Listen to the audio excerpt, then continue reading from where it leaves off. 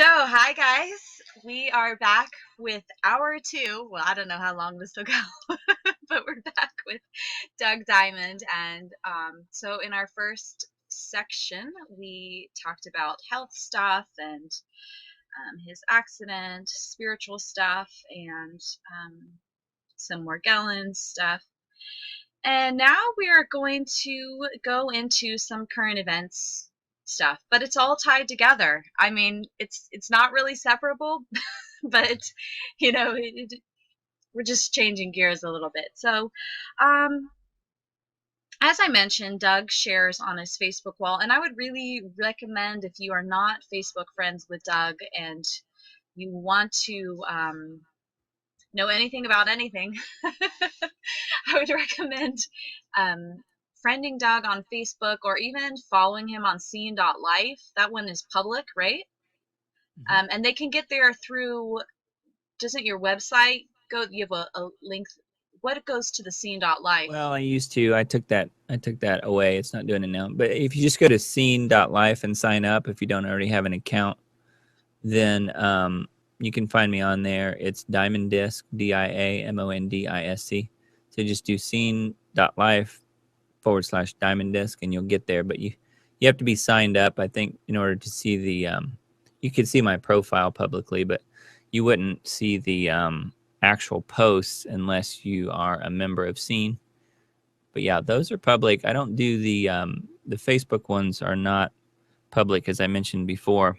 I do those as friends, but Okay. I only do that because Scene is not, as far as I know, is not compromised like Facebook is compromised with the NSA and just the whole surveillance issue and the fact that trolls patrol everything on Facebook, and I'm sure they do on scene.live too, but the community is far smaller, so it's not reached the level where they're out in droves yet. But yeah, scene.live/Diamond Disc will get you there. Now, I will mention that my Facebook page went down yesterday.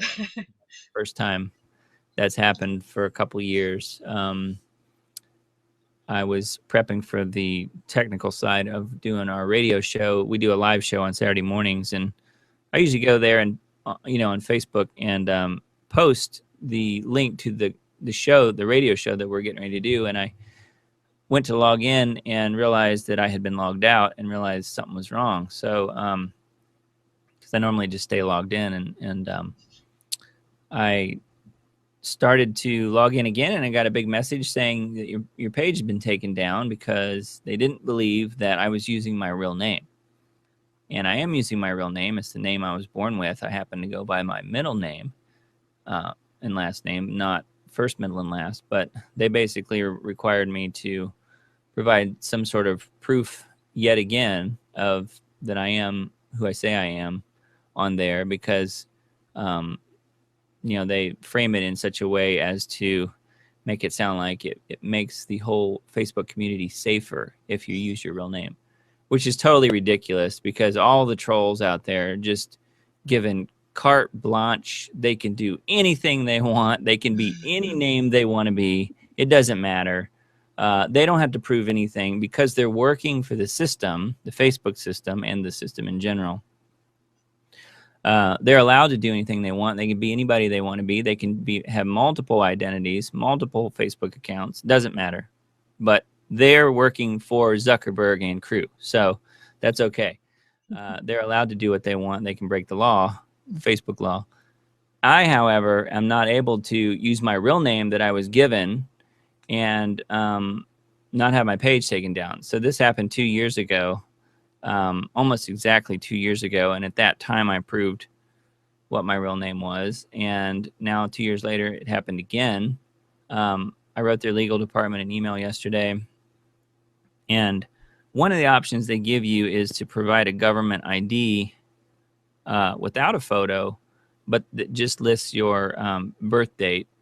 And I knew they had that already because it's already in my profile, So I took my driver's license and blurred out my picture and my address and sent that to them. And in addition to an email just saying, look, this has happened twice now. I really don't want to keep doing this. And to their credit, they actually did email me back and say that won't happen again, and that they put my profile back up. So it was resolved in a matter of a few hours, and um, it's I didn't lose any posts. I didn't lose any of my friends list or any of that. So it worked out. But I just thought it was very interesting when I got on there yesterday.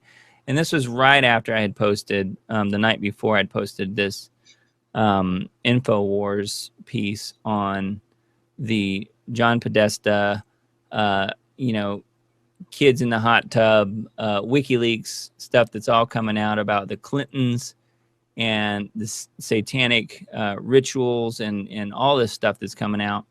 I had done a post on that the night before, and then during the course of that night, my Facebook page went down. So I thought maybe they were connected, but actually, when I went back to my page, it was all still there. So that was good.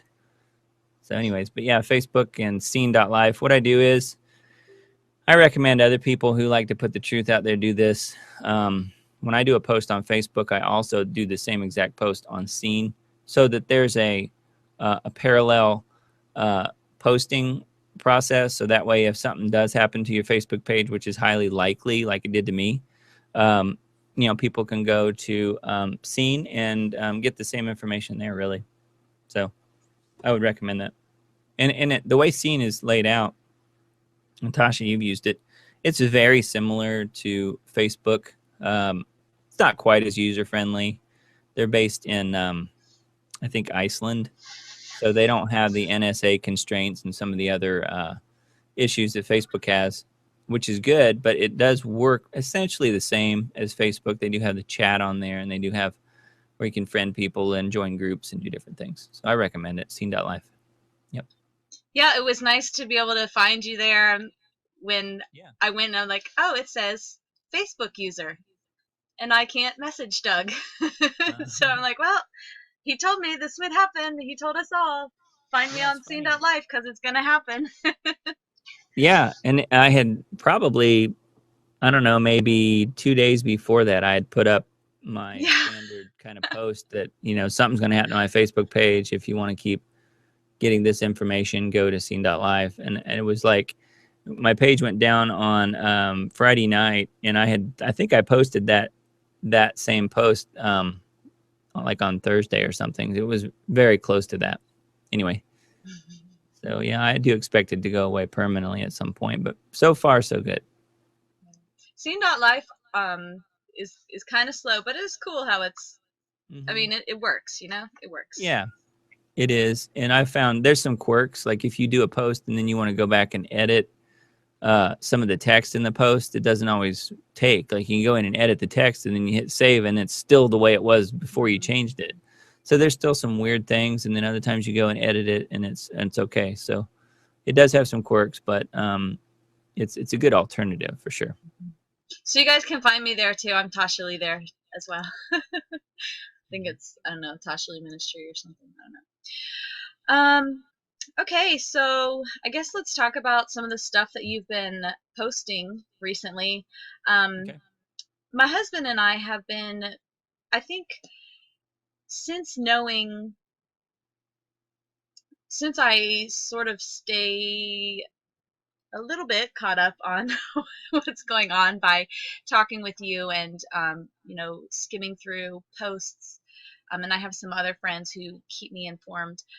Um, I think it's helped us with praying because, with that video that you sent, and I'm going to put the link to that again down below in the description box, the Sheila Zielinski Hmm. interview on prayer.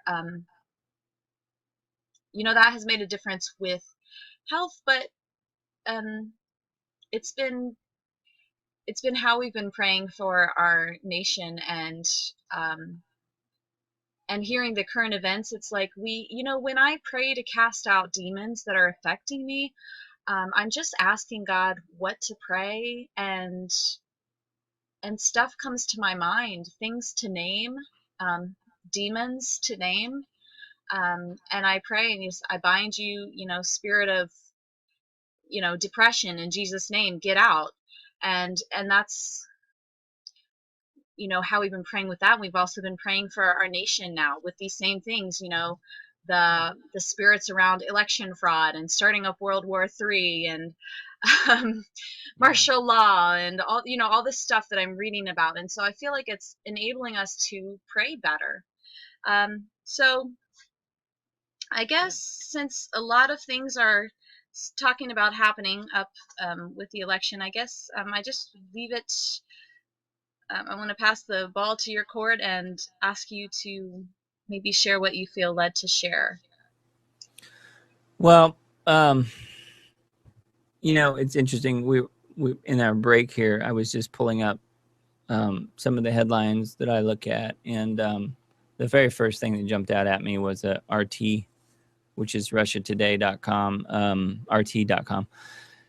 There's a story on there, and they're, for a while people said that they're not really mainstream media, but I think they are. They're definitely mainstream media, in my opinion. They're not as bad as ABC, CBS, NBC, CNN, Fox. They're not as bad as them, but nonetheless, they still put out, they'll put out disinfo from time to time, although I don't think it's quite as bad. Anyway, the new headline, FBI director, no charges after review of Hillary Clinton emails. So this is James Comey basically saying they reopened the case and they have been working, quote, around the clock, studying emails on Weiner's laptop. Weiner is the husband of Huma Abedin. And basically they're just saying, well, we didn't find anything, which puts me in mind of the old Al Gore-ism, there's no controlling legal authority. It basically means they're going to get away with it. Hillary's going to get away with it. And there are a lot of people saying that before this headline that I just saw, that there's an indictment coming. She's most definitely going to be brought up on charges, and she may still at some point, but it's not going to be now, and it's not going to be before the election. It's not going to stop the election from happening. I do believe that the system, the election system that we have in this country is rigged, and it's rigged from the bottom up. And George Soros, who funds Hillary Clinton, owns the company that owns the voting machines in at least 16 states. And voter fraud this time around, I think, will be a huge story. And I think it's going to, once the election's over on Tuesday and Hillary wins, quote, wins, she can't win, in my opinion, she cannot win without cheating. I think that if the votes were truly cast and everybody gets one vote like it should be, I think Trump would win in a landslide. But that's not the way it works. We've got dead people voting. We've got illegal immigrants voting and being bussed around from polling place to polling place so they can vote multiple times. And Obama says that's what should happen. And it's just mass chaos and craziness this time around. And then the story of the fractionalizing of the votes that came out a few days ago that Alex Jones reported on and others reported on from Bev Harris. She's done documentaries on this issue where they are shaving votes using a computer program so that you, as a voter, you would think that when you go vote, you're going to give 100% of your vote to, candidate X, whoever that is. Well, it would be nice if that were the case, and it still would be the case with a paper ballot, provided that didn't get changed. However, in this electronic voting age, what's happening is that the votes are being shaved at these centralized computer locations, so that what they do is what they don't know is how many votes are going to come into a precinct. So that is a number they're never going to know. They're not going to know that, but it doesn't matter because what happens is they can decide ahead of time what candidate's going to win by how many percent, and they can put that in the computer system that counts the votes. and the computer system runs an algorithm that gives them the result they want by fractionalizing the votes that come in. So if you vote for Trump and not Hillary, you would think that 100% of your vote would go to Trump and 0% to Hillary. But what's actually happening is the vote's being fractionalized, and your 100% vote is now being broke up into a smaller percent that Trump gets, and then Hillary gets a part of that. And then the third-party candidates like Gary Johnson and others get another smaller percentage of that. And they add it all up to get the result they want, and they hide the decimal places so that it looks like a round number of votes at the end, so they can say then that Hillary won by 2% or 3% or whatever percent they decide she's going to win by. They can put it in the computer, and the computer gives them the result they want. That's what's going to happen. That's how she's going to win, in my opinion. And I think that Trump, for all of his faults, I do believe he's a changed man. I do think that he is now a man of God, but he does have a lot of problems. I'm not saying he doesn't, and he does have a lot of stuff that he says a lot of things I don't agree with. But I do believe, though, that God is using him in this election to bring about an acknowledgement of and a revealing of, a revelation of the actual sins of our leaders, what they have done to get us to this point, from the Satanism and pedophilia rings that they're all a part of, and they're all corrupted. They don't do it because they just decide one day they're going to get involved in Satanism or pedophilia. They do it because they're coerced into it, and then they're blackmailed with it later so that they can be corrupted and made to do whatever they're whatever the people above them want them to do. And James Comey is an example. They probably got blackmail information on him. Loretta Lynch, the Attorney General, same thing. They can blackmail any of these people at any point, anytime they want, to make them do anything they want to do.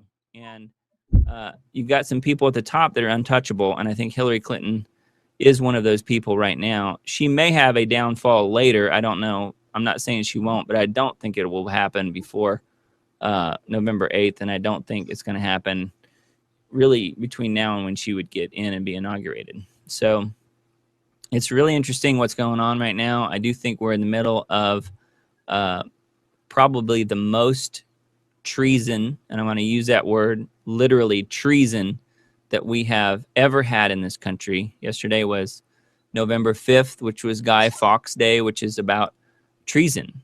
And remember the 5th of November. It was about what he did. And I think that's where we are in this country. But the treason is not being done by the people. The treason is being done by the leaders in our country, from the president down. And, Obama is just a puppet of George Soros and others that are above the president. And, he enjoys his job. He does do a good job for them. Whatever they tell him to do, he does it. And when he's not doing that, he goes and plays golf. That's his whole deal. But he's involved in these satanic rings and pedophilia and stuff too. They all are. They're all compromised, and they're not let into those positions unless they are. If you won't play their game, meaning pedophilia or any of the other stuff, if you won't play their game, you're not invited to the party, and you don't get to play. Now, I do think that even though the Democrats are the ones that are being found out about right now, I think most of the Republicans are involved too at the Washington federal level. So I do think that there will be some big revelations come out pretty soon about many of the Republicans too. And so if you're going to pick the Democrats or you're going to pick the Republicans, you pick the wrong sides. You need to be for freedom and for nationalism and for bringing back a sense of honor.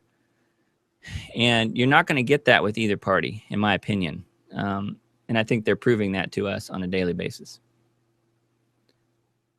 So anyways, it's pretty interesting on these headlines that are coming out now for sure. And if you pay attention to them, it's pretty easy to get sidetracked on other small details and issues, but just realize that Satan's plan is to control the people at those levels, and he's doing a pretty good job of that. Those people, they're either channeling demons or they're demon possessed. Bill Clinton just recently, it came out in a series of WikiLeaks emails and stuff that he was involved in voodoo, and was perfectly happy and enjoyed being possessed by evil and good spirits.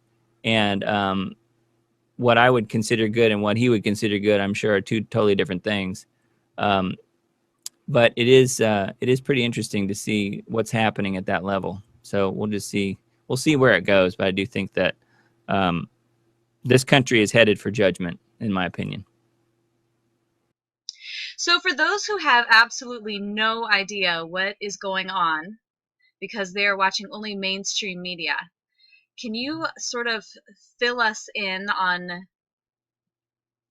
what's going on here and what are we hearing about with the in the next few days? What sort of things are we hearing about? Well, if you want to be totally brainwashed and not understand what's going on, listen to the mainstream media. Listen to CNN, Fox News, ABC, NBC,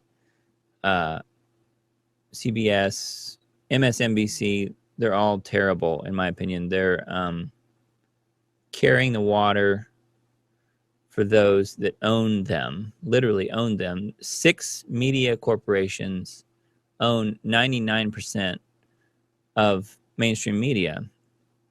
So if you think you're really going to get fair and balanced reporting, you're just lying to yourself, or you just don't understand how it works. When the mainstream media wants to put out a message, they all do it the same way because they're all controlled and owned by a very small group of people. And any tyrant knows, any dictator knows, if you want to control the people, you have to first start with the media. And if you listen to those people, you are being mind controlled, you're being brainwashed, and you're being lied to. And so the first thing you have to do is boycott all of that stuff. That doesn't mean you shouldn't pay attention to it.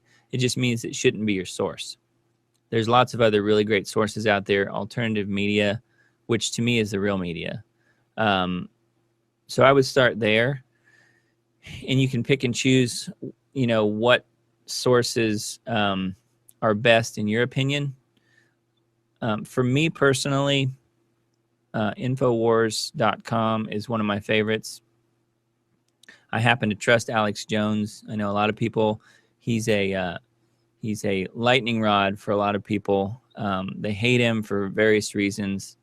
And it's usually because he doesn't talk about their issue, whatever their issue might be. So therefore, he has to be working for the Jews, or he has to be working for X, whoever that is, and he's a bad guy. Well, I'm pretty fed up with that whole thing because there's no truth to it. And people would rather attack the messenger, kill the messenger, than they would face the reality of what's really happening and listen to what's being said, no matter who says it. So, from my perspective, InfoWars is one of the best ones out there. There are other really good ones. Let me think. Zero Hedge is a really good website. Zero Hedge. Dave Hodges is really good. I like a lot of the stuff he does. He has a radio show. It's the Common Sense Show. Steve Quayle from stevequayle.com. There are so many really good sources out there that are not mainstream media who don't care about anything other than getting the word out as to what's really happening. So you have to use your discernment. You have to use your judgment. Some people might not like the ones that I just mentioned, so find your own. But don't trust the mainstream media because you're not going to get the full picture, and probably you're going to be lied to more than you're not. So as far as what's happening right now, Lost Arts Radio is good too. Yeah, thank you. And that's the host of Lost Arts is my friend Richard Sachs, and he and I both follow Alex's work on InfoWars, and we have for years. And the reason we do is because Alex is trusted by millions of people. And he doesn't get it right 100% of the time, but nobody does, and his percentage of accuracy is well up into the 90 some percent, and it's provable. He doesn't just come out and talk about stuff that he can't prove. He always has documentation. He always has video proof or some other way of proving what he's saying to be true. So then you're up against, okay, well, am I going to believe him who doesn't really have anything to gain by telling me this, or am I going to believe the mainstream media who won't even report about this? I tend to think that the guy who doesn't have anything to lose is the guy to be trusted, and not the guy who's trying to sell me, pharmaceutical drugs in all the commercial breaks and tell me how great the UN is, just because once you start looking at some of this stuff and realizing who's really running the world, you'll quickly understand you can't get your source of information cannot be the mainstream media if you want to keep your sanity, because they're going to lie to you until the very end. Just like they're going to hang with Hillary Clinton until the bitter end. They will go down with her. They will gladly give themselves over to whatever evil they need to because they think she's going to win. And I don't want to be part of that. And so I just think that the best thing for you to do is to find sources that you can trust. The Hagman and Hagman show is really good. Doug and Joe Hagman, HagmanReport.com. Ted Brower, who I mentioned before, is really good. There's some really good ones out there. And I've probably got my sources pared down to, 15 or 20 that I really trust, who have proved over and over and over to me that what they say is 99% true. Now, there's occasionally they'll mess something up, or they'll miss something, or they'll misreport something, but that doesn't happen all that much considering the vast amount of information coming at us right now from every single angle. So that's all I would say is just pay attention to your sources and find some that you can trust. And that all of the postings that I do on Facebook are all from places, people that I trust, because they don't have anything to gain by putting out the information that's the truth. And I don't either. I don't make any money off this. I spend most of my time every day, researching this stuff and putting it out there. I don't have anything to gain. Matter of fact, I'm probably losing money if you look at it from an hourly perspective. But I don't really care, because to me, God has put it on my heart to do this, and that's why I do it. And Yep. thank you for listening. I know you do, and I know other people pay attention to. And you said the other day you almost lost your life for doing this. So it's not like you take it lightly. Yeah, I can actually say that I've nearly given my life for this. When you factor in the dream that I had and on the communication, as the attorney Ralph Fusatola, who's a well-known attorney, said he doesn't call it a dream. He said to call it an experience, and that's what it was, And if you put that into perspective, the fact that it happened exactly a month before the accident, I can literally say I nearly gave my life for this, because I was warned to stop doing it, and I'm still doing it. So if I'm still here, in the next few years, we'll know that either I've overcome it, or they've given up trying to do anything to me and moved on to bigger fish, because I'm nobody really, and I don't want to be anybody. I just want to get the truth out there, and I don't really care what other people think. If it's not true to them, that just means to me that they're not really paying attention to what's going on, because anything I put out is going to be the truth as I have found it to be with the research that I've done. Doesn't mean I'm 100% accurate all the time. Of course I'm not. Nobody is. There's only one perfect person that's ever lived, and that's Jesus Christ, and I am not him. So I'm not too worried about it, really. I just do the best I can, and if I end up giving my life for this, then to me it'll be worth it, because I've done what God has put on my heart, which is to tell the truth and to get it out there as best as I can. Awesome. So, Doug, for those who may not have been following any sort of alternative news media and don't really know what's going on in the world, can you sort of catch us up? Like, I've read about, threats of election fraud and starting up World War III with Russia and terrorist stuff coming and martial law and all the from rioting and all this stuff surrounding the election. So for those who haven't heard any of this, can you sort of break it down? Yeah, there are so many possibilities, and it would only be a guess as to what might happen. Or, if you look at the real news, which is alternative news, Hillary Clinton is a career criminal. She just is. I mean, there's no getting around it. She is a treasonous leader. I don't use that word lightly. She absolutely has committed treason against the United States of America. And others around her have too. It's not just her. Obama has too. They've sent emails through an unsecured private server. That alone should put them in prison. Other people have been put in prison for the same kind of things and lesser things. And these people will skate and they will get away with it because they are owned and run by the globalists above them. As far as the next few days, the next few hours, what could play out, there are many possibilities. People talk about the election being suspended and Obama staying in office, which I guess is a possibility. He could do that. He does have the power through executive orders to do that. I don't think he will, but there are a number of different options in play between now and the 8th. There's some articles that I've seen in the last day or so that are saying that ISIS and others will be causing havoc on Monday, which is tomorrow.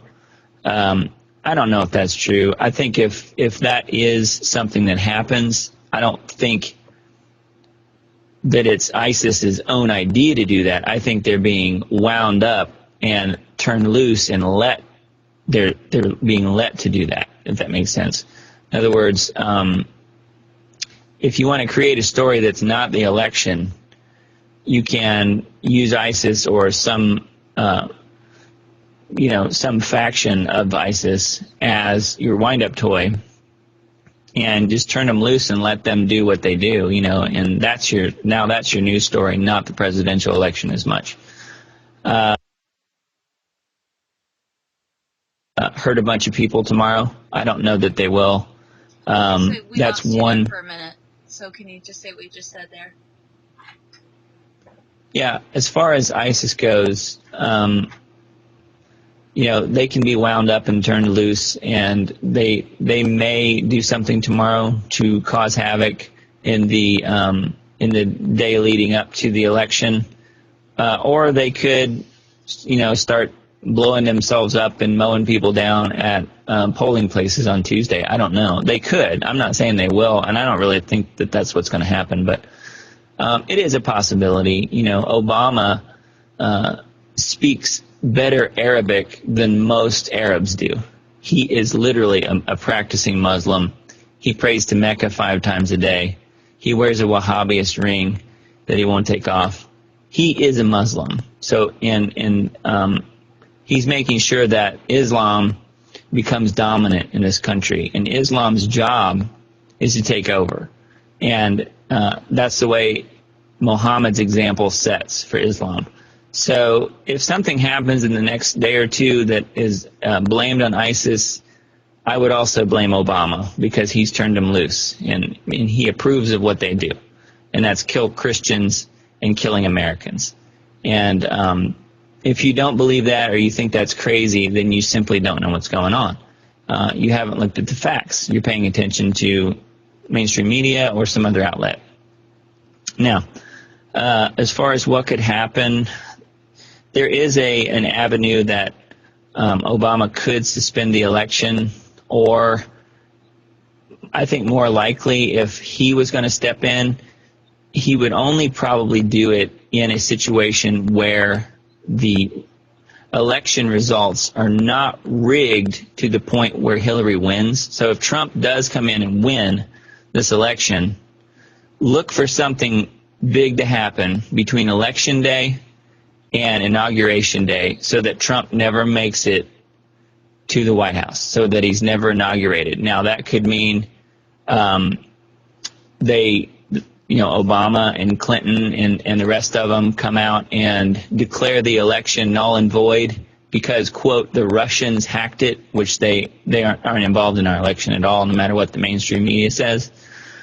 They could claim that Russia hacked our election and that they made sure that Trump got in, and now we have to go to war with Russia because they're messing with our elections. And, oh, by the way, our election is null and void, and Obama gets to stay in office for as long as he wants because he signed an executive order a while back that will bring about the FEMA provisional government that allows him to be the commander-in-chief basically as long as he wants once martial law is declared, which, and we've talked about this before, they won't actually call it martial law. It'll be a civil emergency. And it'll be framed that way so that everybody will go along with it like they did the Patriot Act right after 9/11, which was already written before 9/11 ever happened. So I think we're looking at probably some chaos, and there probably will be some bloodshed after the election, post-election especially. I don't really think it really matters who's going to be elected. I think Hillary is already selected. And if something happens to derail that train, and if Trump gets in, then you'll see massive bloodshed. Because George Soros, who runs and funds Black Lives Matter and many of these other cults that are literally just cults of hatred, politically correct people who think they are, they're social justice warriors. Their main job is to cause unrest, and he funded the protesters in Ferguson, for example. So if Trump were to be elected, I do think that we're looking at massive unrest in this country because it's going to be brought about on purpose, not from the people, but from Black Lives Matter and other protesters who are being set up and paid to create chaos and problems. So I do think that, if Trump gets in, we're in for a rocky road. And even if none of that happens and Trump gets in, they're going to crash the economy to blame it on Trump.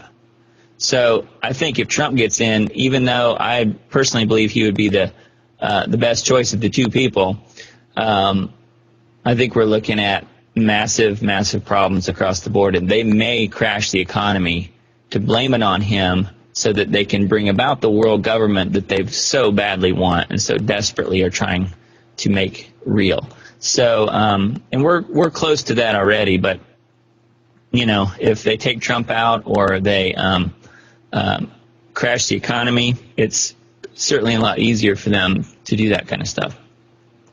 Now, if Hillary gets in, which I believe she will, not because she wins an honest election, but because of massive election fraud and voter fraud across the board. We talked about before with the fractional votes and the computer algorithms they have in place.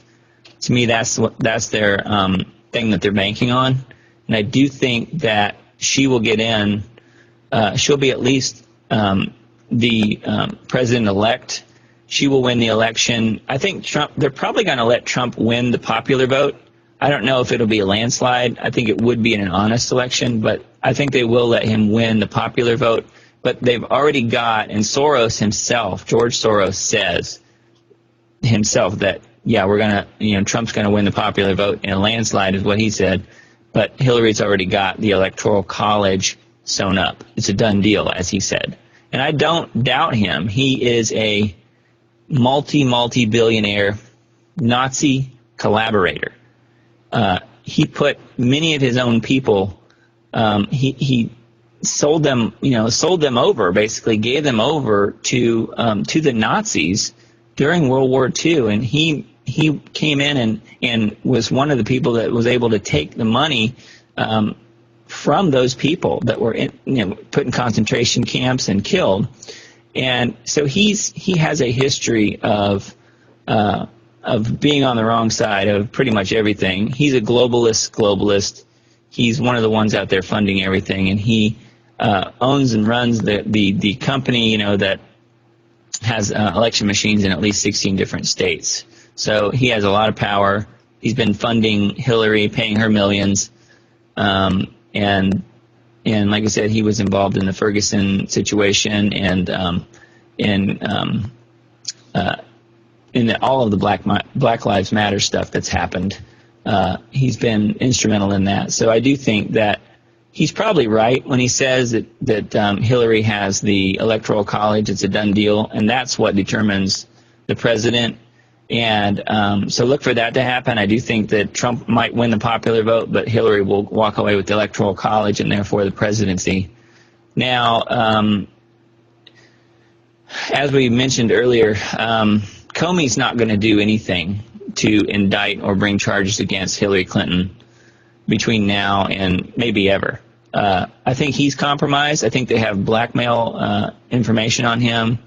It could be anything, but I do think that the other smoking gun that we don't know about that could come into play in this whole thing between the election day and inauguration day is what the NYPD might do. And the NYPD has been investigating this issue of the pedophilia rings and Satanism and all this stuff that Hillary is connected to and involved in.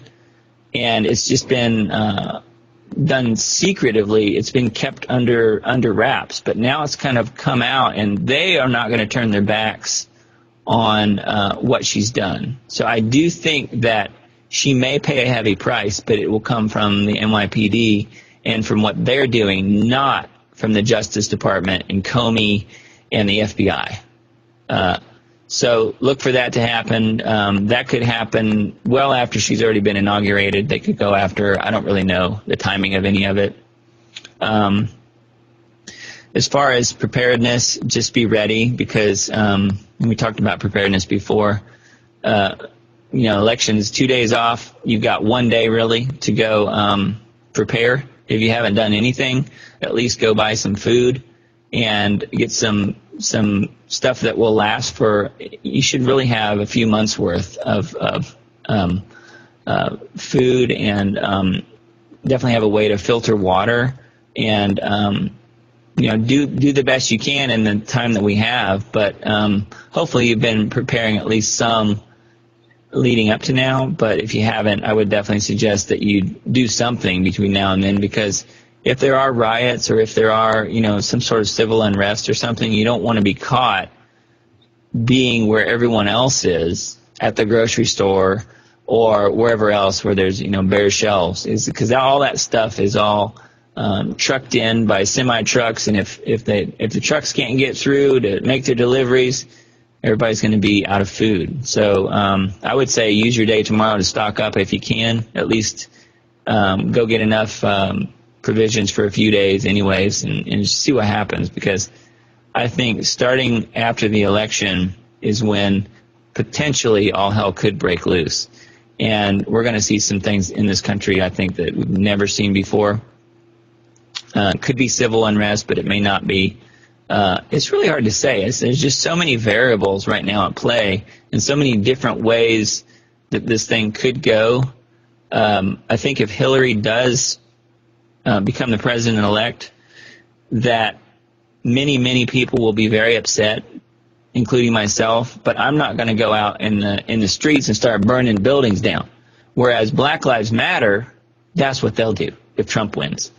So see the difference? I mean, most people are going to be civilized. Even if she wins, they're not going to be rioting in the streets, I don't think, because your average American that are middle class, they're not going to just run out and start protesting and throwing Molotov cocktails in buildings. They're just not going to do that because it doesn't change the fact that she's the president-elect. So you have to go at it and approach from a different perspective. And I think NYPD and what they have on her may be our real true smoking gun. So we'll see what happens. Yeah, I know. There's a lot to this situation. And if you don't know about much of what I've talked about, then you've got some homework to do. And I would suggest starting at Infowars.com. There's a tab along the top, breaking news. You can click on that, and that will get you up to speed pretty quickly. You don't have time to do a whole lot of research, but just trust me when I say, you know, we should be preparing for the worst, and hopefully none of that will happen. But I really have my doubts. This particular election is really, I mean, every election they say, well, this election is the most important one ever. But usually you have two establishment candidates, so you don't really have a choice. You have their pick for a Democrat, and you have their pick for Republican, and either one you pick is going to be their guy. So that's not really a choice, and it's not the most important election. So this one coming up, you have a choice between globalism and Hillary Clinton, and she's already said she's going to take us to war with Russia. She's perfectly fine using nuclear weapons. And the other choice is freedom and Donald Trump. And I don't agree with everything Trump says. I know he's wrong on some issues, but he's not a living, breathing demon like Hillary Clinton is. And she is. She has had spirits come into her body, and she admits this. Bill Clinton has even come out and said she does do this.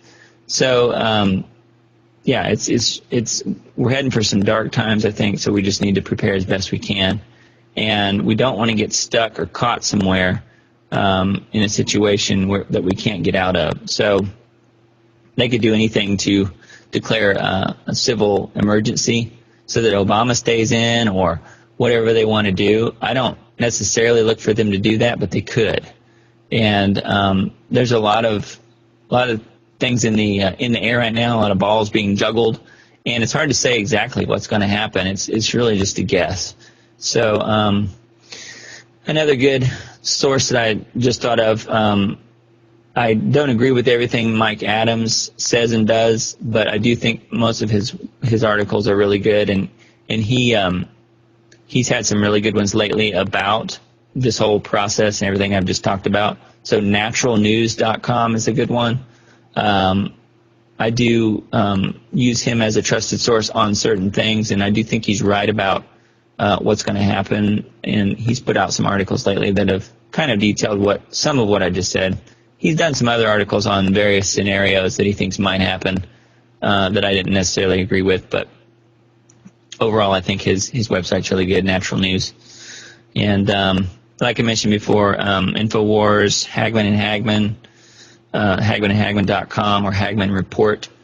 And then, let's see, Common Sense Show, which is Dave Hodges, and Zero Hedge. And there's another one I just found recently called revolutionradio.org. That's really good if you just want headlines on what's really going on. That's a good one. So, there's some really good sources out there. So I would say do some homework, get stocked up, try and prepare as best as you can. That's about all we can do. Can you tell us briefly about FEMA camps? I don't think we've discussed this before. FEMA camps? Mm-hmm. Yeah. FEMA does, they don't call them that. They're, forget the exact name they're called, but it's part of the Army Field Manual that's available online. It's even on the Army's website, at least it was, army.mil.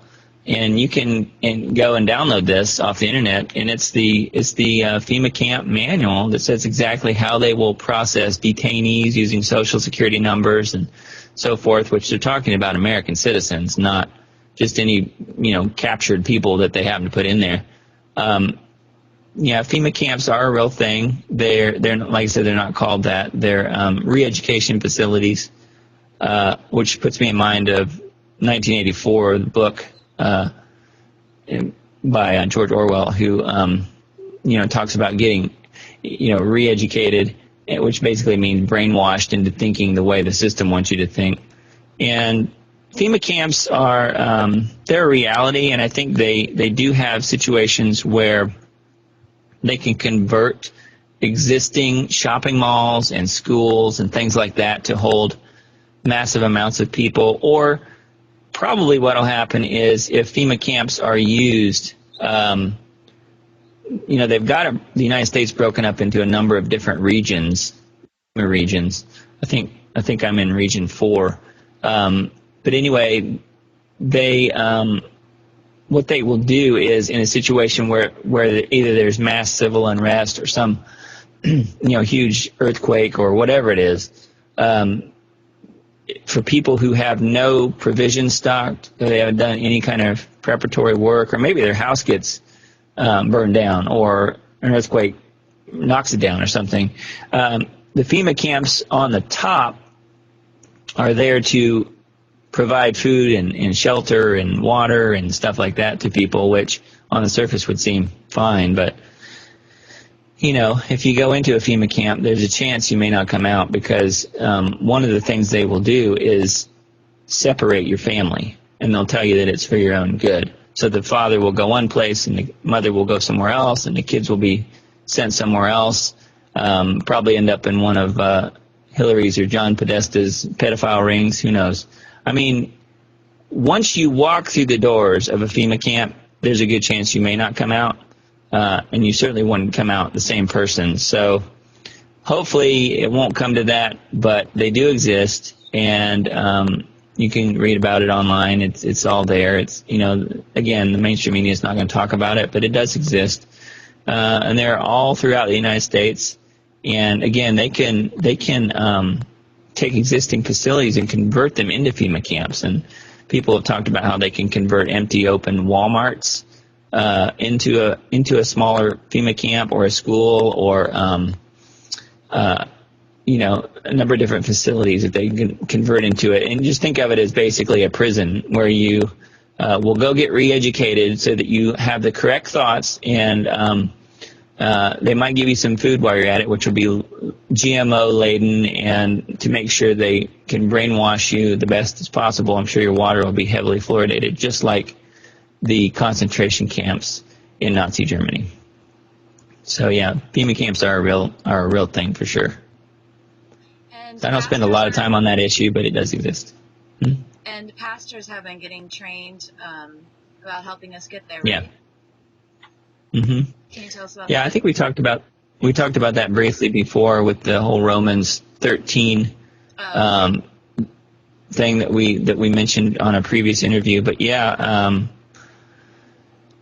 the clergy response team, if you just Google that, you'll come up with some really interesting stuff. Basically, these pastors that head up the mega churches across the country, a lot of times they are recruited, sometimes not really given much of a choice. They're just drafted by FEMA, and they are re-educated so that they will do what the government needs them to do in a time of crisis or civil unrest or whatever. So if martial law does happen, civil unrest, civil emergency, these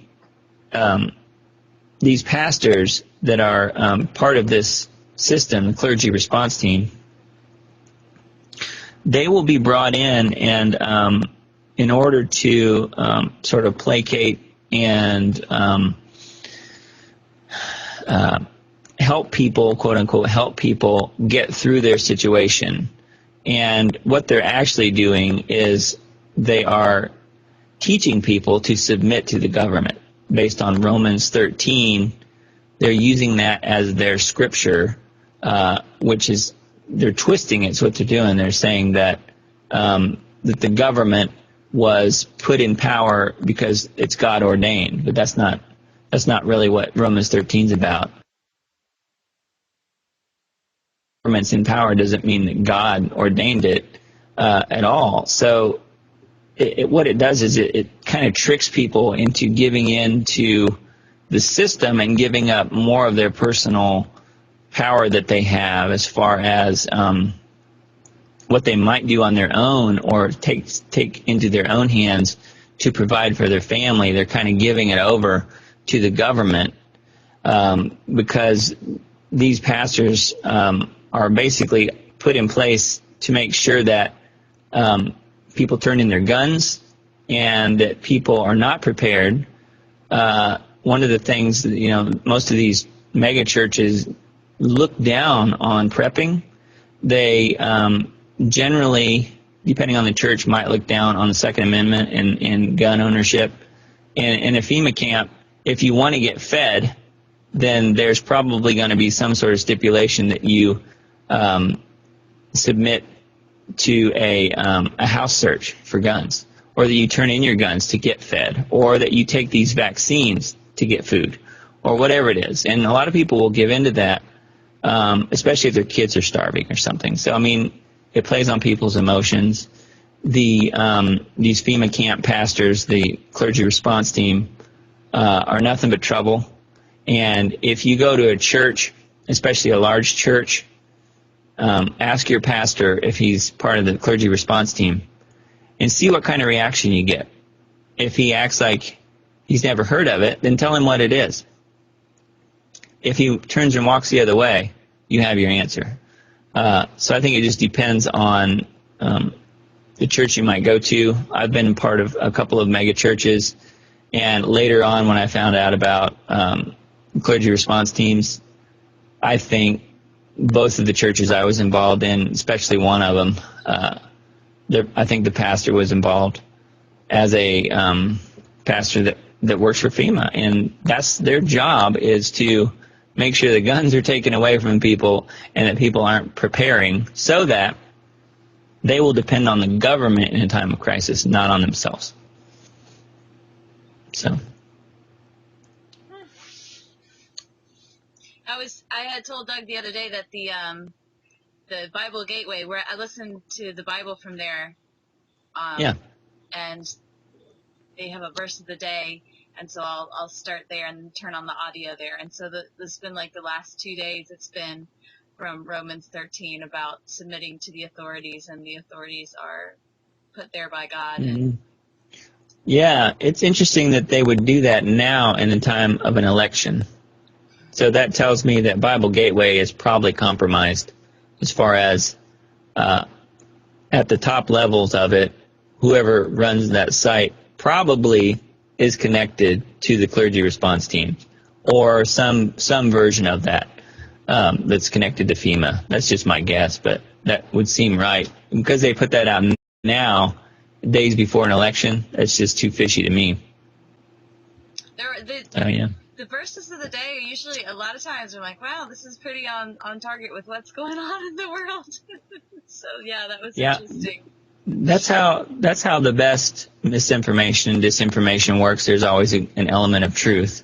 That's what draws you in, and then you start believing everything that they say, And so you just have to rely on your own discernment. And if you don't know what to think about a situation, the only thing you can really do, other than study and research it the best you can, the only other thing you can do is to take it to the Lord in prayer. That's the other thing you can do, and I think a lot of times people just forget that one, and it's easy to do. Okay, well, thank you for giving us some stuff to pray about.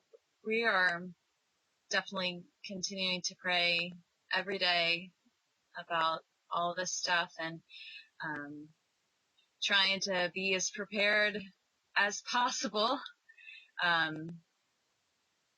But yeah, I had posted on my Facebook today, like, there's this quote about work as if it all depends on you, but pray as if it all depends on God. And I think that's kind of the approach I'm taking with all this, is just like, well, it doesn't hurt to be prepared.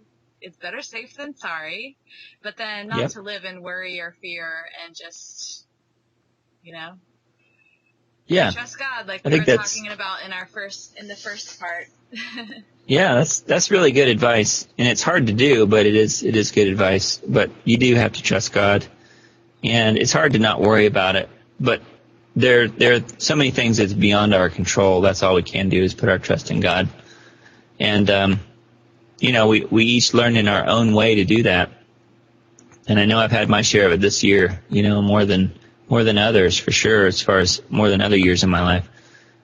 So it's always a learning process, but hopefully we can get there little by little. But yeah, I think prayer is probably the number one powerful thing that we can do to affect our world, and people forget to do it. We need to be praying for our leaders, as far as not just for judgment, but for actually getting the right people in there. And we need to be praying for Donald Trump and pray that God protects him, and that if he does get in, that God does not allow the economy to be collapsed or whatever might happen next, because we just don't know the different variables that are out there, as far as what the globalists who really want this world government, what they're capable of, because they're criminals and they're capable of anything because they're above the law, and they don't answer to anybody. They certainly don't answer to the people.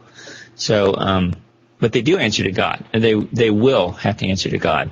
And they hate God right now because he's not part of their team. But yeah, we just have to continue to pray about it as fervently as possible, and try and get others to as well. You've been a really good prayer warrior person for me. I mean, I can tell you anything that I'm dealing with, and I know you'll pray for it and pray about it. And you'll probably do it right then, and that's pretty neat. I mean, I don't know. I know. Well, that's okay. I don't know too many people that will do that, though. I mean, I really don't. So that's true, though. I would forget instantly too if I didn't do it right then. But yeah, thank you. I appreciate it. My pleasure. You reminded me of something, and now, gosh, please help me remember. But when you were talking about,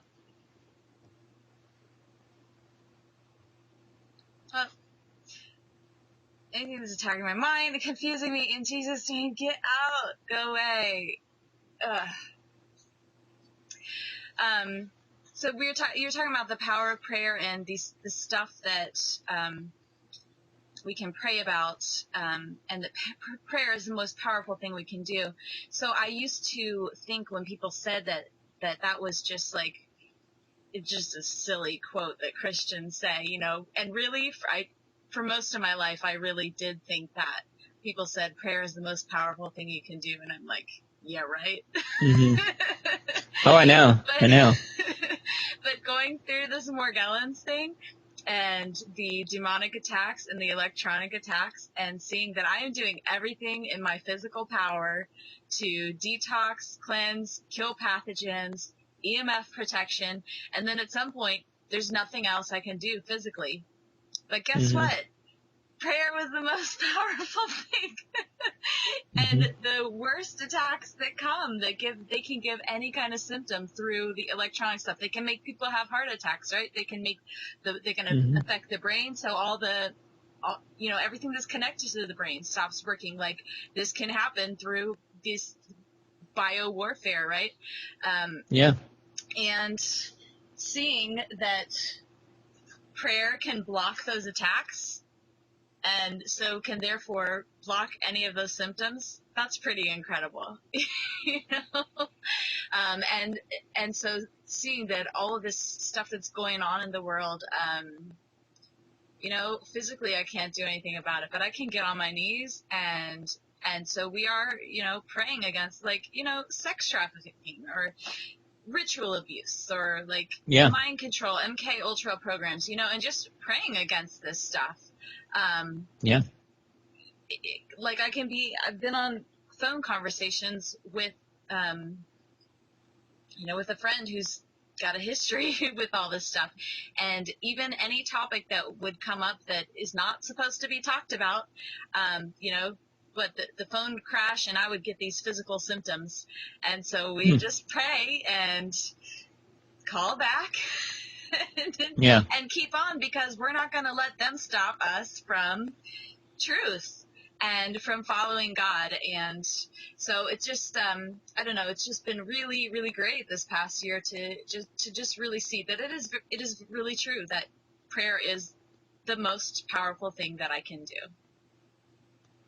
Yeah, it really is. And I think we forget that. And God has given us the power of prayer and to speak to him for a reason, so that he can be included in our plans and we can be included in his plans. And we have the power to affect the future by using this prayer / scalar wave / multi-dimensional aspect that prayer actually is. And we're constantly being bombarded with prayer doesn't do anything, there's no power in it.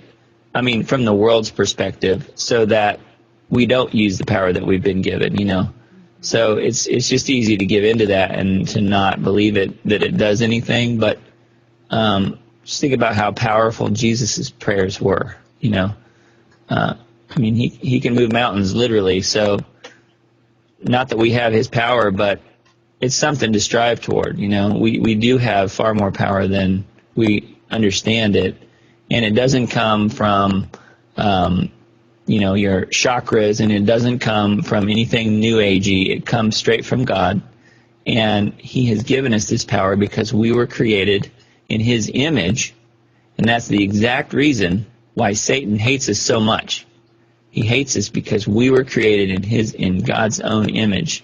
And his job, he thinks, is to destroy us all. And he'll do anything he can to make sure that God's people, the ones that were created in his image, are corrupted and trashed and wrecked, so that they believe they're not worthy of God. When God jumped over all of that and provided Jesus as the bridge to get to him, we just have to accept that, and we're free, you know. But yeah, I think it's too easy to forget that prayer is very powerful. And I would just, we talked about Sheila's book. There's a really good book out there. Somebody wants to check it out. It's called Power Prayer, I think. And it's by Sheila Zelinsky and then another lady, and I don't remember her name. But you can, if you're interested in powerful prayers that really work, I would suggest getting that book, or at least, even if you don't, at least listen to some of Sheila's radio shows where she talks about this. And Sheila's website is weekendvigilante.com, if I remember right. And she is a Christian that has been through a lot, and she has some incredibly important things to say on prayer, and so does this book. I've heard her talk about it extensively. I haven't read the book personally, but I do believe that if you're interested in how your prayer life can actually become super powerful, you should probably at least listen to some of the things she said, because even if you don't buy the book, you can at least get some really good pointers on ways to do that through her interviews and stuff that she's done. So yeah, weekendvigilante.com. She's really great. And you know, I think some people would say that you know, we don't want to get confused and say, oh, I've got this power of prayer, I'm awesome, it's all about me now. But it's not about me. It's about, like, Right. as I use this gift that God is giving me, I get to see his power. I get to see him, like, and every time I break, you know, do a prayer to break a curse, it's like immediately I go straight from, in Jesus' name, you know, Yeah. I break this in Jesus' name. Immediately I'm like, thank you, God. You know, it's like, it just happens. I'm like, it goes Yeah. straight to praise, because, and I get this huge smile on my face. I'm just like so grateful, because I can see there's nothing I can do.